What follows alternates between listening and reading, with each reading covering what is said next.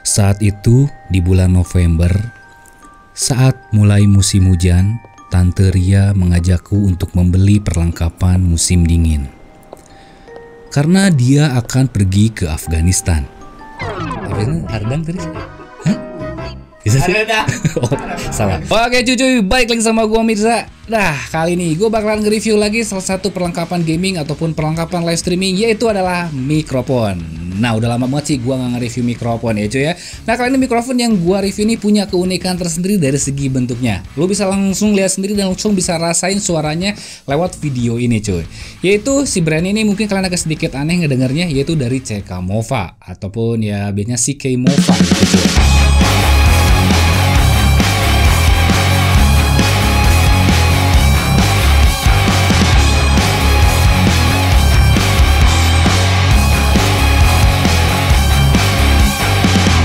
CK Mova ini pun juga pernah gua review di tahun lalu dengan serinya CK Mova Sam 5 ya, yang si mikrofon itu mirip bentuknya tuh kayak walkie talkie cuy.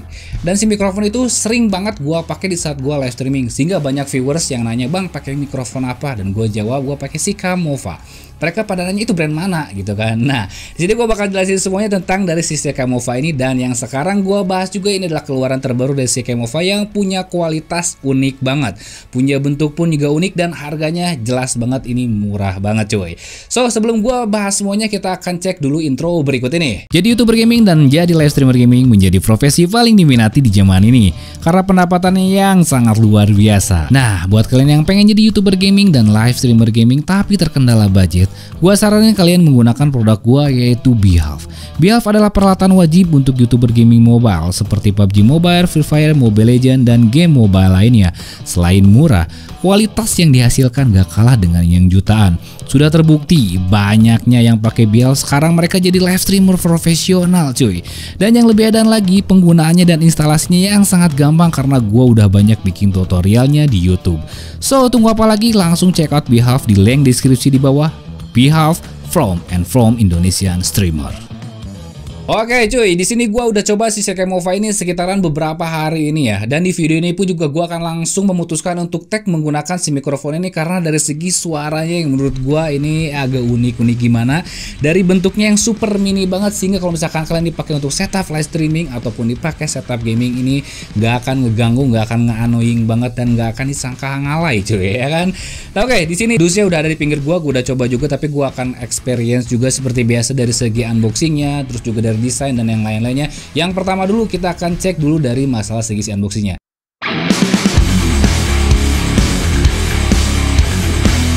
Ini adalah CK Mova Sam 3 Sound Quality USB Condenser Microphone for Type-C and Type-I device, yang dimana koneksinya di sini menggunakan Type-C yang bisa lu colok langsung ke dalam PC lu, sehingga lu tidak membutuhkan lagi yang namanya phantom power ataupun mixer. Oke, lalu kira-kira apa aja yang ada di dalam boxnya? Dan bentuk boxnya pun juga seperti ini, ada tulisan CK Mova Sam 3, semua keterangannya ada di sini. Dan di sini pun juga bisa di pinggirnya bisa dulu lihat ada broadcast quality, volume control wheel, headphone monitor, dan ini pun juga bisa di mute ya, standaran untuk mikrofon kondenser USB kayak gimana.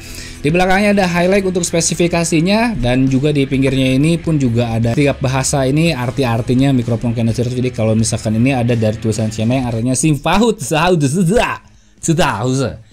Terus di sini ada Deutsch ya. USB Condora tuh in kualitator. Nah, itu artinya kayak gitu cuy ya.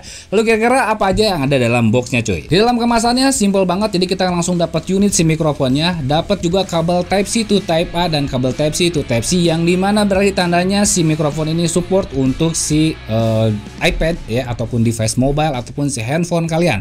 Nah, sebagai informasi juga di sini gua ngerekamnya pakai iPad cuy. Yang udah pasti ini suaranya di sini langsung kelihatan banget, detail banget, dan jelas banget. Oke, selanjutnya di sini gua bakal bahas untuk masalah desain dan build quality.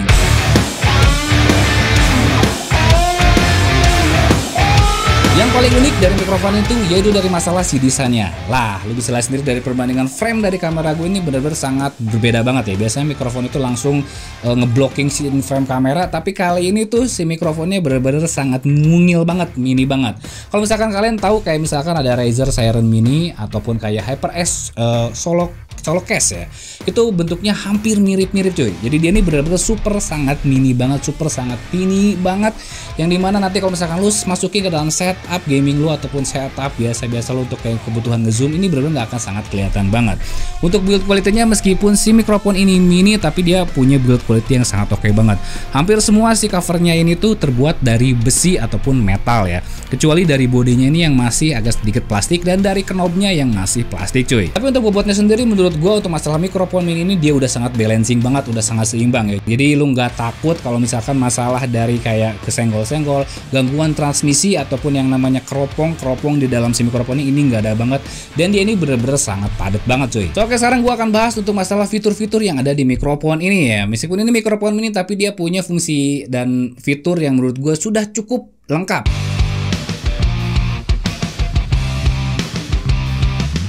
Yang pertama yaitu di belakangnya dia sudah konektivitasnya menggunakan USB Type-C, sehingga power yang dikeluarkan ataupun suara nanti yang bisa dihasilkan itu benar-benar sangat nyaring banget. Lalu di depannya pun ada knob volume dari segi si mikrofonnya ini. Jadi nih misalkan kalau misalkan kita coba gedein di sini, nah ini volume fullnya. Nah, gua akan coba untuk mengurangi si volumenya di knobnya ini. Sip, 1 2 3 1 2 3 1 2 3 1 2 3 1 2 3 1 2 3. Tadi hilang. Nah, berarti si volumenya pun juga benar-benar sangat sensitif banget, sangat oke banget menurut gua ya.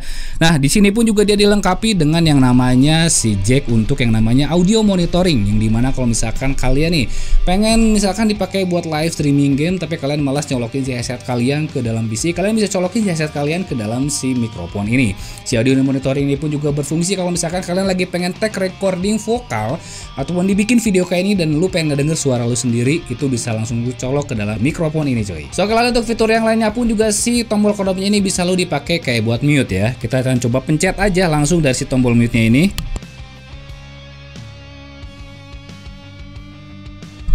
Nah, itu dia kesimpulannya. Jadi tidak ada lagi tombol tambahan mute, jadi tuh tinggal langsung knob aja di bagian volumenya, di bagian tengahnya dia langsung bisa nge-mute cuy. So, oke, kita masih ngobrolin dari masalah fiturnya. Sekarang kita akan cobain karena ini udah mikrofon kondenser ya. Jadi kita akan coba untuk masalah directionnya. Yang pertama yang harus lu perhatiin, kalau mic kondenser rata-rata kita harus ngomong di bagian si dadanya. Jadi kita rata-rata harus ngomong di bagian depannya kayak gini ya. Jadi gua akan coba untuk pakai direction kayak gimana nih, misalkan kita akan putar si mikrofonnya. Kita akan coba tes 1 2 3, tes 1 2 3, tes 1 2 3, tes 1 2 3, tes 1 2 3, cek 1 2 3, cek tes 1 2 3, cek 1 2 3, cek 1 2 3, cek 1 2 3, cek 1 2 3, cek. Nah, sudah jelas banget ya, berarti volume yang paling tertinggi itu ada di bagian depannya ya cuy ya. Sekarang kita akan coba untuk masalah seperti kayak gangguan transmisi. Jadi ini adalah mikrofon yang cukup kecil mini ya, yang dimana jarak dari mulut kita ke dalam si mikrofon cukup main agak jauh ya. Di sini kita pakai sekitaran 10 jari. Jadi ada sedikit skeptis dari gua kalau misalkan dia ini kurang untuk menangkap kayak volume. Tapi kalau gue lihat dari indikator si iPad ini, dia menangkapnya benar-benar sangat perfect banget. Nah, cuma untuk resikonya untuk yang memang terlalu sensitif kayak gitu, yaitulah gangguan transmisi. Contohnya nih, kita akan coba ketuk-ketuk meja cuy.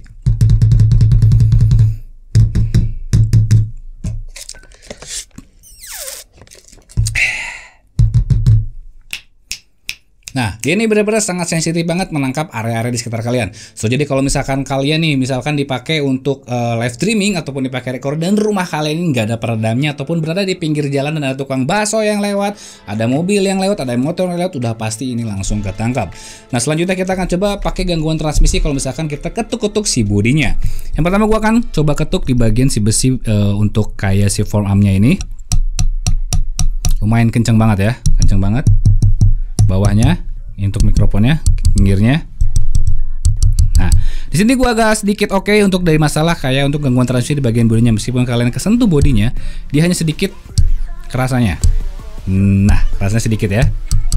Mantap. Nah, seperti itu. Oke, selanjutnya di sini gua bakal ngobrolin masalah kelemahannya dari si mikrofon ini. Oke, yang namanya produk yang jelas, apalagi misalkan produknya ini bisa dibilang untuk produk entry level yang harganya cukup murah ya cuy, jelas banget ada beberapa minus yang menurut gua sangat annoying banget ataupun sangat ganggu banget, terutama untuk si CK Mofa SAM 3 ini. Yang pertama yaitu dari masalah si indikator volumenya ini yang tidak ada indikatornya. Jadi misalkan dia ini ada putaran kayak gitu cuy, tapi nggak ada titik yang dimana volume kita tuh berada di posisi yang mana nih, di bawah kayak di tengah ataupun yang paling kanan, yang paling ujung ya. Sehingga kalau misalkan ini gue harus menerka-nerka sendiri. Jadi misalkan di saat gue recording seperti kayak gini dan gue kecilin volumenya ataupun kegedein volumenya itu, gue akan tahu di mana posisi default awalnya kayak gitu. Terus yang kedua, ini posisi dari si mikrofon ini tuh memang agak jauh cuy. So jadi kalau misalkan gua saranin ya kalian bantui tambah lagi pakai yang namanya boom arm ataupun dipakai untuk stand arm ya. Tapi nih yang gua rasakan ya, gua di sini punya boom arm dari Tron Max dan dia itu nggak muat cuy, nggak masuk. Jadi lu harus pakai namanya tuh desktop arm yang harganya 50 ribuan, dan lu harus butuh lagi yang namanya pengunci ya, pengunci lagi dari si boom armnya biar ini bisa dipasang di boom arm. Nah tapi kalau misalkan kalian yang malas pakai boom arm dan kalian pengen langsung ngedirect mikrofon kayak gini, kayaknya lu butuh satu penyangga lagi nih. Contohnya misalkan ya dipakai dusnya lagi kayak gini, ini baru posisi yang menurut gua paling enak. Jadi kalau misalkan tadi posisinya paling bawah seperti ini, itu menurut gua kurang oke dan terlalu banyak nanti gangguan transmisi yang masuk. Jadi lo harus ada inisiatif untuk menambah lagi si mikrofon ini biar lebih tinggi lagi, biar si jaraknya itu hanya sekitaran idealnya tuh 5 jari dari mulut tuh coy. So oke, untuk minus selanjutnya yaitu dari kabel bawaannya nih. Yap, karena ini adalah mikrofon mini, dikasih kabelnya pun juga mini. Jadi panjangnya hanya sekitaran 1 meter. Jadi kalau misalkan kalian mau dipasang di PC kalian, lu harus butuh extender lagi ataupun penambah, ataupun lu ganti si kabel Type-C ini nih yang lebih panjang, si panjangnya kurang lebih sekitaran 3 meter. Karena bawaannya itu hanya sekitar 1 meter, dan ini posisi iPad gue di depan kayak gini ya, dan ini mikrofonnya itu udah langsung habis weh. Jadi kalau misalkan PC kalian di bawah, lu harus mikir jauh lagi. Nah oke, dari tadi lu ngedengerin ngobrol gua menggunakan mikrofon ini yang tanpa diedit. Nah sekarang gimana hasilnya kalau misalkan setelah gua mixing ya, ataupun setelah gua edit, suaranya seperti ini cuy. Nah ini dia suaranya setelah diedit. Gimana editannya? Menurut gua ini mentah banget.